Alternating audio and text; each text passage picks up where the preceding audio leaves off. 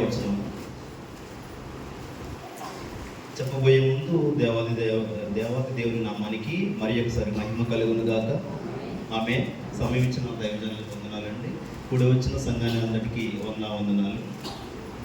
ఈ మాట 7 మాటల్లోకి వెళ్ళిన చిన్న మాట అండి. తప్పికొంచున్న 7 అక్షరాలు ఉంటే సమాప్తమైనది 6 అక్షరాలే ఉన్నాయి. సో ఇది ఈ మాటను ఎవరైనా వివరించాలని అనుకుంటే ఏమాత్రం బైబిల్ జ్ఞానం లేని వారు కూడా చెప్పేయగలిగిన అర్థం ఏంటంటే, దేవుడు తన కుమారుడైన యేసయ్యను భూలోకానికి ఒక పని నిమిత్తం పంపించాడు.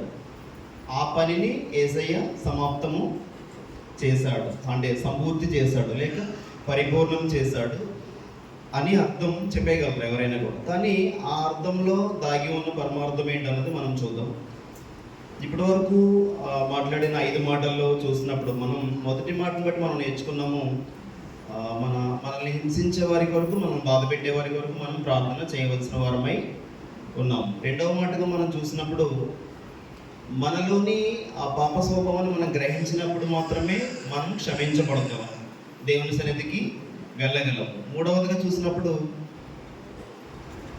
కుమారుడు, తల్లిదండ్రుల పట్ల మన బాధ్యత, మన పిల్లల పట్ల మన బాధ్యత, ఇలా 2 బాధ్యతలు కూడా దేవుడు మనకి తెలియజేశాడు. 4వదిగా నా దేవా నన్నేలా చెయ్యి విడిచితివి. దేవుడు కొన్ని సందర్భాల్లో మన చెయ్యి వదిలేస్తాడు. ఎందుకంటే మనల్ని మొత్తానికి వదిలేద్దామను లేదంటే మర్చిపోదామను కాదు, కానీ మనకు ఒక విజయాన్ని దేవుడు దయచేయబోతాడు.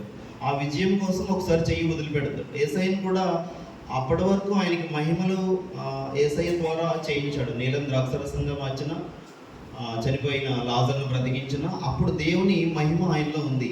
కానీ ఈ మాట చెప్పినప్పుడు మాత్రం దేవుడు చెయ్యి విడిచిపెట్టాడు. అందుకని ఆ మాట అక్కడ రాయబడి ఉంది. మనం కూడా కొన్ని సందర్భాల్లో దేవుడు చెయ్యి విడిచిపెట్టినప్పుడు మనం ఆయనకు విరోధంగా మాట్లాడకుండా ఆయన ఇచ్చే విజయం కోసం ఎదురు చూడవలసిన వారమై ఉన్నాం. 5వదిగా ఇప్పుడే విన్నాం, మనం దప్పికొనుచున్నాను. యేసయ్య దప్పికొనుచున్నాడు అంటే ఎవరి పట్ల అంటే నశించిపోతున్న ఆత్మల పట్ల. మనం కూడా సహోదరు చెప్పినట్లుగా మన బంధువుల్లో, ఇరుగు పొరుగు వారిలో ఎవరైనా రక్షణ పొందలేని వారు ఉంటే వారికి మనం సువార్త చెప్పవలసిన బాధ్యత మన మీద ఉంది. 7వ మాట మనం వినబోతూ ఉన్నాం, అదేంటంటే తల వంచి నా ఆత్మను అప్పగించుకొనుచున్నాను. అంటే దేవునికి మనం విధేయత కలిగి ఆయనకు లోబడి ఉంటే కనుక దేవుడు అద్భుతంగా మనకు సహాయం చేస్తాడు. ఇప్పుడు 6వ మాట చూసినట్లయితే ఇది చిన్న మాట. ఈ మాటలో ఉన్న అర్థం ఎలా మనం అర్థం చేసుకోవాలంటే, కొన్ని సందర్భాల్లో మనం దేవుని ఆదేశాలు అయి ఉండొచ్చు, లేదంటే మన ఆలోచనలు అయి ఉండొచ్చు, మన నిర్ణయాలు అయి ఉండొచ్చు, లేదంటే మన తీర్మానాలు అయి ఉండొచ్చు. వాటి విషయంలో మనం ఎలాంటి శ్రద్ధ కలిగి ఉన్నాము, ఎలాంటి నిబద్ధత కలిగి ఉన్నాం అన్నది చూద్దాము. ఒక 3 మాటలు మాత్రమే మీకు చెప్పి క్లోజ్ చేస్తాను, నేను చాలా సమయం అయింది కనుక. మొదటిగా అపోస్తలుడైన పౌలు అంటాడు తిమోతికి చెప్తూ, 2వ తిమోతిలో 4వ అధ్యాయం 7వ వచనంలో అంటాడు, మంచి పోరాటం పోరాడి తిని నా పరుగు కడముట్టించి తిని విశ్వాసము కాపాడుకుంటుంది. ఈ మాట ఎవరు చెప్పగలరంటే దాన్ని దేవుడు చెప్పిన పనిని సంపూర్ణంగా నెరవేర్చిన వారు మాత్రమే ఈ మాట చెప్పగలరు. మంచి పోరాటం పోరాడాలి. పోరాటం అంటే తెలుసు కదండి, మనం ఇక్కడ యేసయ్యను నమ్ముకున్న వాళ్ళకి పూలబాట ఏమీ ఉండదు. ఆ లోకం అనుకున్నట్లుగా మరి మారిపోతున్నాం వాళ్ళు బాధపడుతున్నారు. కానీ లోకస్తులు క్రైస్తవ్యంలోకి వచ్చిన తర్వాత, రక్షణ పొందిన తర్వాత ఇంతకు ముందు కంటే మనకు శ్రమలు ఎక్కువ ఉంటాయి. వాటిలో వీడు నిలుస్తాడా లేదా జారిపోతాడా చూస్తాడు దేవుడు. నిలిస్తే కనుక దేవుని సన్నిధి, నిలవకపోతే అన్యుల కంటే దారుణమైన గతి మనకు ఉంటుంది. తెలిసి కూడా మనం తప్పు చేసిన వాళ్ళం అవుతాం దేవుడి దృష్టిలో. సో ఈ మాట ఎవరు చెప్తున్నారంటే అపోస్తలుడైన పౌలు చెప్తా ఉన్నాడు, మంచి పోరాటం పోరాడి తిని నా పరుగు కడముట్టించుతిని అంటే దాని అర్థం ఏంటంటే పరిపూర్ణంగా నేను నీ పనిని నిర్వర్తించాను, లేక పూర్తి చేశాను. ఏదైనా ఇంకో మాట ఉంటుంది, ఒకసారి చూద్దాము. ప్రసంగి గ్రంథంలో 7వ అధ్యాయం 8వ వచనంలో, ప్రసంగి 7:8,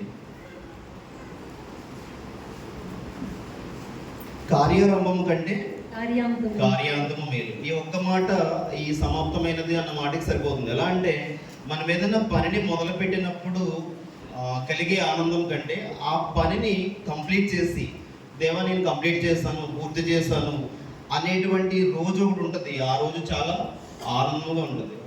ఫర్ ఎగ్జాంపుల్కి మనకి మెడికల్ సీట్ ఫ్రీగా వచ్చింది, ఎంబీబీఎస్ సీట్ ఫ్రీగా వచ్చింది. ఆ రోజు సీట్స్ పంచి పెడతారు. కానీ అది ప్రాముఖ్యమైన రోజు కాదు. కానీ ఆ ఎంబీబీఎస్ కోర్స్ని కంప్లీట్ చేసి ఆ పట్టా తీసుకుని ఒక హాస్పిటల్ పెట్టడం, లేదంటే గవర్నమెంట్ జాబ్ సంపాదించి ఆ సీట్లో కూర్చున్నప్పుడు కలిగే ఆనందము చాలా పెద్దది. అంతేకాదు కొడుకు పుట్టినప్పుడు చాలా ఆనందపడతారు కదా చాలామంది. అమ్మాయి పుట్టినప్పుడు కంటే అబ్బాయి పుట్టినప్పుడు ఎక్కువ ఆనందపడతారు. ఇంకా ఆ రోజులు నడుస్తూ ఉన్నాయి. అయితే అది పుట్టినప్పుడు కాదు ఆనందం, ఎప్పుడంట వాడు పెరిగి పెద్దవాడై ప్రయోజకుడై తల్లిదండ్రులకు మంచి పేరు సంపాదించినప్పుడు మాత్రమే ఆ కొడుకు పుట్టిన ఆనందం ఉంటుంది. సో పుట్టిన రోజునే మనం ఆనందపడడం వల్ల దాంట్లో అర్థం లేదు.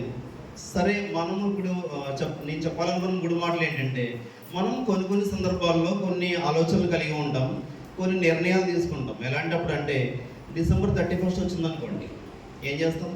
31 నైట్ ఏం చేస్తాం? 12 గంటలకి పాటలు పాడేసి వాగ్దానాలు తీసుకుని, నాకు దేవుడు ఎలాంటి వాగ్దానం ఇచ్చాడు, ఆయన నాతో ఏం మాట్లాడాలనుకుంటాడని చదివేసి దాన్ని ఎక్కడ పెడతాం? మళ్ళీ బైబిల్లో పెట్టేస్తాం. అయితే ఆ ఒరిజినల్గా దాని ప్రాముఖ్యత ఏంటంటే, దేవుడు ఇచ్చిన వాగ్దానాన్ని ఎత్తిపెట్టి ప్రతిరోజు ప్రార్థన చేయాలి, సంవత్సరం అంతా చేయాలి. ఒకవేళ ఆ వాగ్దానం నెరవేరొచ్చు, నెరవేరక పోవచ్చు, దానికి దీనికి సంబంధం లేదు. కాకపోతే మనం విశ్వాసంతో దానికోసం మనం ప్రార్థన చేయవలసిన వారమై ఉన్నాము. నా మొదటి వాగ్దానం అంటే బాప్తిజం తీసుకున్న మొదటి సంవత్సరం 2008. ఆ రోజు నాకు దేవుడిచ్చిన వాగ్దానము లోకసువార్త 10వ అధ్యాయం 19వ వచనం, ఏదియో నీకు ఎంత మాత్రమును హాని చేయదు. ఇదే మాట మన ఆత్మీయ తండ్రి గారైన జానయ్య గారికి కూడా దేవుడు వాగ్దానం ఇచ్చాడు. ఆ విషయంలో నేను చాలా ఆనందపడ్డాను. ఆయన పేరులో సగం పెట్టారు నాకు జాన్ అని చెప్పి. ఈ విషయంలో కూడా చాలా క్రేజీగా ఫీల్ అవుతూ ఉంటా. అయితే నేను చెప్పేది ఏంటంటే, అప్పుడు 2008 నుంచి 2026 వరకు 17 సంవత్సరాలు 17 వాగ్దానాలు నా దగ్గరే ఉన్నాయి, నా బైబిల్లోనే ఉన్నాయి. ఎక్కడో వదిలేసి పారేసిన సందర్భం లేదు. ఆ విచిత్రం ఏంటంటే 2026 సంవత్సరం కూడా అదే మొదటిసారి ఏ వాగ్దానం అయితే వచ్చిందో సేమ్ అదే, లోక 10:19, ఏది నీకు ఎంత మాత్రమే హాని చేయదు అన్నాడు. జానయ్య గారు కూడా ఆయన చెప్తూ ఉండేవారు, మనదే విజయం అనేవారు. చిన్న మాట ఆయన దేవుని పరిశుద్ధతలో, దేవుని ఆత్మావేశంతో నింపబడి ఉండేవారు. ఆయన చెప్పారంటే 100% జరిగిన వాళ్ళు ఇక్కడ చాలా పెద్ద సాక్ష్యాలు ఉంటాయి. మైక్ ఇస్తే కనుక ఫ్రైడే అయిపోయి, సాటర్డే కూడా అయిపోయి, సండే వచ్చేస్తుంది. సో ఆయన చెప్పినట్టే జరిగినాయి నా జీవితంలో. ఎందుకు చెప్తున్నానంటే, వాగ్దానాన్ని మనం ఎత్తిపెట్టి ప్రార్థన చేయవలసిన వారమై ఉన్నాము. ఇంకో మాట చెప్తా, అదేంటంటే చాలామంది 31 నైట్ కానీ ఆ రోజు 31 నైట్ అనుకుంటూ ఉంటారు ఏమనంటే, బైబిల్ గ్రంథాన్ని కంప్లీట్గా చదవలేదు నేను, రేపటి నుంచి మొదలుపెట్టి సంవత్సరంలో ఆ బైబిల్ గ్రంథాన్ని కంప్లీట్ చేయాలి. దేవుడు అసలు బైబిల్ గ్రంథాన్ని ఏ ఉద్దేశంతో రాశాడు, ఆదికాండం నుంచి ప్రకటన వరకు చదవాలి అని చాలామంది అనుకుంటారు. దాన్ని ఏమంటారంటే తీర్మానం చేసుకుంటారు. అది జనవరి 1 మొదలు పెడతారు. Okay, 1 week okay, 10 days okay, 15 days okay, 20 days okay, 31 days okay. జనవరి నెల అయిపోయింది. ఫిబ్రవరి నెలలో ఎంతమంది దాన్ని కంటిన్యూ చేస్తారు అంటే చేసిన వాళ్ళే చెప్పాలి. కాబట్టి నేను చెప్తున్నా, 2020 సంవత్సరంలో ఇలా బైబిల్ గ్రంథాన్ని మొదటిసారిగా కంప్లీట్ చేయాలని ఒక ప్రణాళిక ఉంటుంది. ఎలా అంటే రోజుకి ఎన్ని అధ్యాయాలు చదవాలని ఒక ప్లానింగ్ ఉంటుంది. ఆ ప్లానింగ్ లేకపోతే మనం దాన్ని కంప్లీట్ చేయలేము. ఎక్కడ మొదలు పెట్టాలి, ఎక్కడ ఆపాలో తెలియదు. మొదలు పెట్టడం ఆదికాండం మొదలెడతాం, ఎన్ని అధ్యాయాలు చదవాలి, ఎప్పుడు కంప్లీట్, ఎక్కడ ఆపాలన్నది ఒక ప్లానింగ్తో ఉన్నప్పుడు మాత్రమే మనం దాన్ని కంప్లీట్ చేయగలం. అలా నేను 2020 సంవత్సరంలో బైబిల్ గ్రంథాన్ని, అప్పటికి కోవిడ్ అటాక్ అవ్వాలి, 3వ నెల అటాక్ అయింది, జనవరిలో స్టార్ట్ చేశాను. ఆ రోజు స్టార్ట్ చేశాను, డిసెంబర్ 31 లోపు బైబిల్ కంప్లీట్ అవ్వడమే కాకుండా ఒక డైరీ పెట్టుకుని ఆ చదివిన వాక్యాలు, మనకి బాగా హత్తుకున్న వాక్యాలు, గుచ్చుకున్న వాక్యాలు, ఈ వాక్యం ఇక్కడ ఉందా అన్న విషయము అవన్నీ రాసుకుంటే డైరీ నిండిపోయింది. ఒక ఇంచుమించు బైబిల్ని ఒక 30% వరకు రాసుకోగలిగాను దేవుడి సహాయం వల్ల. అందుని బట్టి దేవునికి మహిమ. ఇది గొప్ప కోసం చెప్పట్లేదు, కానీ కొంతమంది ఎవరైనా ఇన్స్పిరేషన్గా తీసుకుంటారేమో అని చెప్తున్నాను. మరలా 2025 సంవత్సరంలో మరలా అనిపించింది, ఇంకో ఒకసారి చదివితే సరిపోదు. బైబిల్ మీరు ఒక విషయం చెప్తా, 100 సార్లు చదవండి, మీరు 101వ సారి కూడా కొత్తగానే ఉంటుంది. ఏ వాక్యం మనకు మైండ్లో గుర్తుండదు. అక్క గ్రేట్ అనమాట. ఏదైనా రిఫరెన్స్ చెప్పండి, సందర్భం చెప్పండి, మీరు వాక్యం తీసేస్తుంది అక్క. సో అలాంటి జ్ఞానం అందరికీ ఉండదు. సో మళ్ళీ 2025 సంవత్సరంలో చదివితే సరిపోదు అని మళ్ళీ కొత్త ప్రణాళిక వచ్చింది. అదేంటంటే ఆ చదివిన మాటలు ఆ రోజు ఎంత వాక్యం అయితే చదువుతామో ఆ వాక్యాన్ని రికార్డ్ చేసి ఆడియో కింద మార్చి ఆడియో ఫైల్ మళ్ళీ వీడియోలోకి మార్చి యూట్యూబ్లో అప్లోడ్ చేశాను. నాకు ఒక ఛానల్ ఉంది, యూట్యూబ్ ఛానల్లో అప్లోడ్ చేస్తాను. జనవరి 1 నుండి డిసెంబర్ 31 వరకు 365 వీడియోస్ ఉంటాయి. అదే సమయంలో అక్క చెప్పింది, బైబిల్ ఎవరైనా చదువుకోలేని వాళ్ళు, చదవలేని వాళ్ళు ఉంటే యూట్యూబ్లో బైబిల్, ఆడియో బైబిల్ ఉంటుంది, చదువుకోండి, వినండి అని చెప్పి ఆ సందర్భంలోనే అక్క చెప్పింది. ఒకసారి దయచేసి మీరు ఎవరైనా వినాలి, మీరు చదువుకోలేదు వినాలనుకున్న వాళ్ళు దాన్ని సబ్స్క్రైబ్ చేయొచ్చు. ఇప్పుడు సందర్భం కాదు, కానీ మీకు చెప్తున్నా, మన తీర్మానాలు మనం ఫుల్ఫిల్ చేసామా లేదా. ఇంకా చాలా తీసుకుంటాం. మనం ఒక బుక్ పెట్టుకుని మంచి మంచి పాటలు రాసుకోవాలి, మంచి మంచి వాక్యాలు ఒక చోట రాసుకోవాలి, అక్క చెప్పిన వాక్యాలన్నీ డేట్ వేసుకుని రాసుకోవాలి, లేదంటే ప్రతి ఆదివారం ఈ సంవత్సరం అసలు చర్చ మానకూడదు. ఇలా చాలా నిర్ణయాలు తీసుకుంటాం. అని మధ్యలోనే ఆగిపోయిన వాళ్ళు ఎక్కువ మంది ఉంటారు, కంప్లీట్ చేసిన వాళ్ళు చాలా తక్కువ మంది ఉంటారు.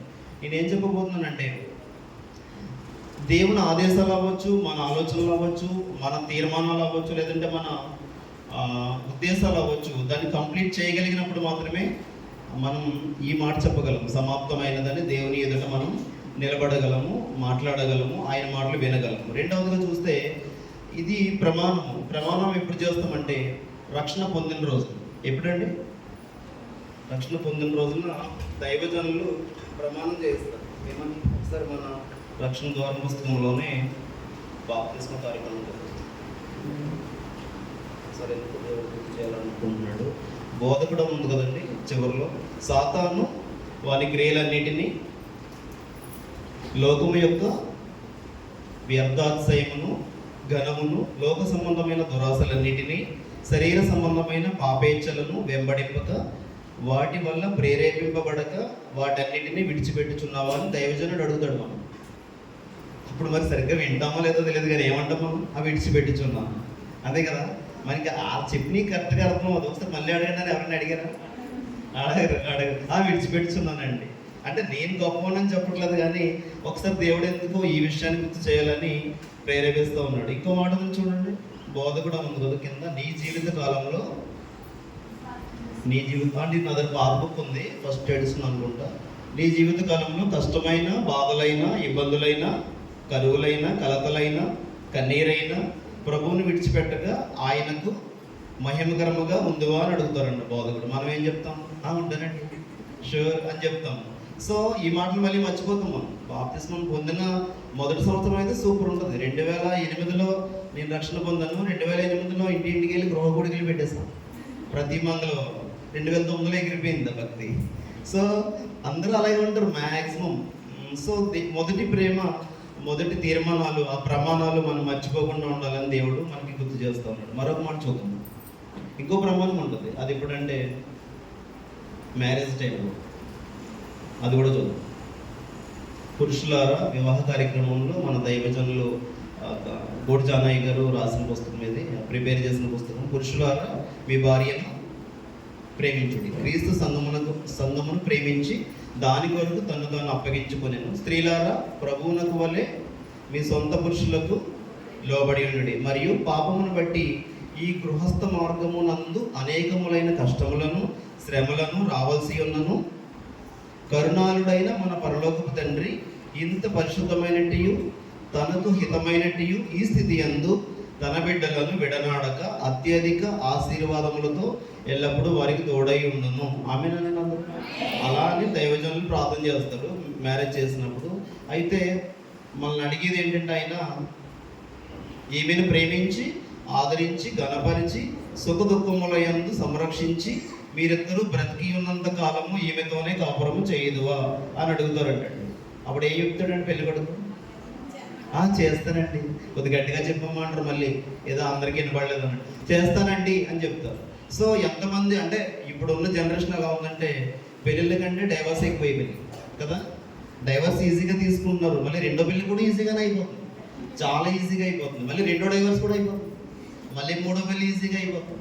సో ఎందుకు ఈ మాట చెప్తున్నానంటే, మనం 31st నైట్ తీసుకున్న తీర్మానాలు, బాప్తిస్మం తీసుకున్నప్పుడు చేసిన ప్రమాణాలు, వివాహ సమయంలో చేసిన ప్రమాణాలు, మనకి ఆ మూడు కనుక మనం ఫుల్ఫిల్ చేయగలిగినప్పుడు మాత్రమే మనం చనిపోయినప్పుడు ఒక మాట రాస్తారు. అదేంటో చూద్దాము. సామెతలు 10:7. చనిపోయినప్పుడు ఫ్లెక్స్ బ్యానర్ పెడతారు. ఆ ఫ్లెక్స్ బ్యానర్ మీద పైన రాస్తారు అన్నమాట. క్షమించాలి ఈ మాట చెప్తున్నాను. నీతిమంతుని జ్ఞాపకం చేసుకున్నట ఆశీర్వాదకరమగును. చాలండి. ఈ మాటకు అర్థము పరమార్థము ఉండాలి అంటే మనము మొదటి 3 ఆ 3 చేయాలి, ఖచ్చితంగా చేయాలి. ప్రతి సంవత్సరం మనం తీసుకున్న తీర్మానాలను ఫుల్ఫిల్ చేయాలి. దేవుని చిత్తం అయితే 2026వ సంవత్సరం ఎందుకు బ్రేక్ పడింది, 2027లో మరలా స్టార్ట్ చేసి బైబిల్ గ్రంథాన్ని మరలా చదవాలని ఆశపడుతున్నాను. దేవుడు నా ఆశను తీర్చును గాక. అలాగే మనం బాప్తిస్మం తీసుకున్న ప్రమాణాలు, పెళ్లి ప్రమాణాలు ఒకసారి జ్ఞాపకం చేసుకుని మరలా దేవుని సన్నిధిలో మనం వాటిని కంప్లీట్ చేయగలిగినప్పుడు మాత్రమే దేవుడు మనల్ని ఇష్టపడతాడు. దేవుడు ఆ 4 మాటలు కాదు, 5 మాటలు వేదనతోనూ బాధతోనూ చెప్పాడు. కానీ ఈ 6వ మాట మాత్రం విజయానందంతో చెప్పిన మాట. ఇది సంతోషంతో చెప్పిన మాట, బాధపడుతూ చెప్పిన మాట కాదు. ఎవరైతే దేవుని పనిని కంప్లీట్ చేస్తారో, సంపూర్ణం చేస్తారో వారు మాత్రమే ఆనందంతో చెప్పగలరు. బాధతో కాదు, ఆనందంతో, సంతోషంతో ఈ మాటను చెప్పగలరు. ఈ కొద్ది మాటలు దేవుడు దీవించును గాక. ఆమేన్.